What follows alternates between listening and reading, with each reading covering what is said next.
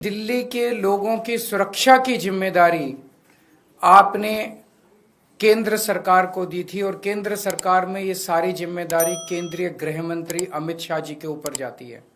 अमित शाह जी की जिम्मेदारी है दिल्ली को सुरक्षित रखने की। अमित शाह जी की जिम्मेदारी है दिल्ली में कानून व्यवस्था को बनाए रखने की।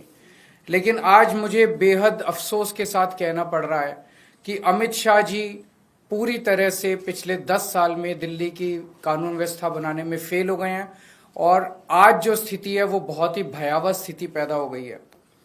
लोग कह रहे हैं कि Delhi rape capital of the world है, कोई कह रहा है gangster capital of the world है, कोई कह रहा है सबसे खतरनाक कैपिटल है।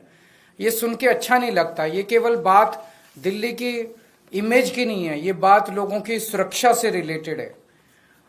आज सबसे ज्यादा 2 तबके के लोग डरे हुए हैं, महिलाएं और बिजनेसमैन। कल मैं नांगलोई गया। नांगलोई में कुछ दिन पहले रोशनलाल नाम के एक व्यक्ति जो दुकान चलाते हैं, उन्होंने 8 बजे सुबह दुकान खोली। 9:15 बजे उनके दुकान पे 2 मोटरसाइकिल पे सवार आए, उन्होंने गोलियां चलाई और वो भाग गए। कल मैं उनसे मिलने के लिए गया था बस, और भारतीय जनता पार्टी के कार्यकर्ताओं ने मुझे उनकी दुकान तक नहीं जाने दिया, रास्ते में रोक लिया। रास्ते से वापस आना पड़ा मुझे।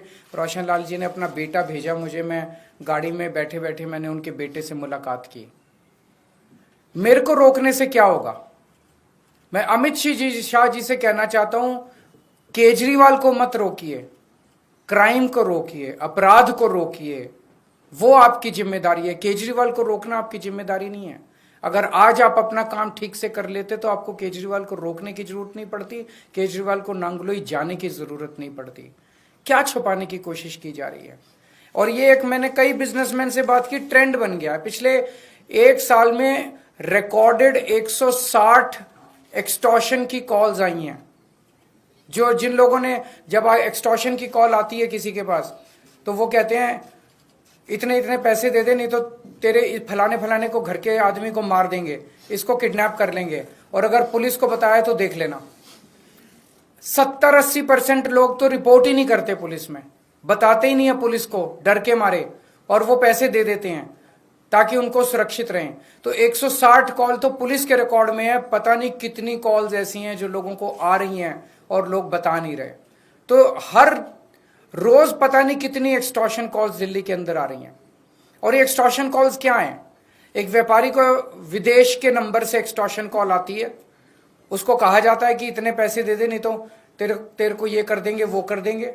अगर वो नहीं सुनता तो थोड़े दिन के बाद फिर उसके दिखाने के लिए कि वो असुरक्षित है, उसकी दुकान के ऊपर कोई मोटरसाइकिल पे शूट आउट करने के लिए, गोली चलाने के लिए 2 लोगों को भेज दिया जाता है ताकि वो डर के मारे पैसे दे दे। ये इतनी आम बात हो गई है कि दिल्ली से बिजनेसमैन दिल्ली छोड़ छोड़ के आस पड़ोस के राज्यों में जा रहे हैं। बिजनेस करना दिल्ली के अंदर एक बहुत बड़ा गुनाह बनता जा रहा है। महिलाएं असुरक्षित हैं। महिलाओं को, छोटी छोटी बच्चियों के साथ उनकी किडनैपिंग करके उनको रेप कर दिया जाता है, उनको मर्डर कर दिया जाता है।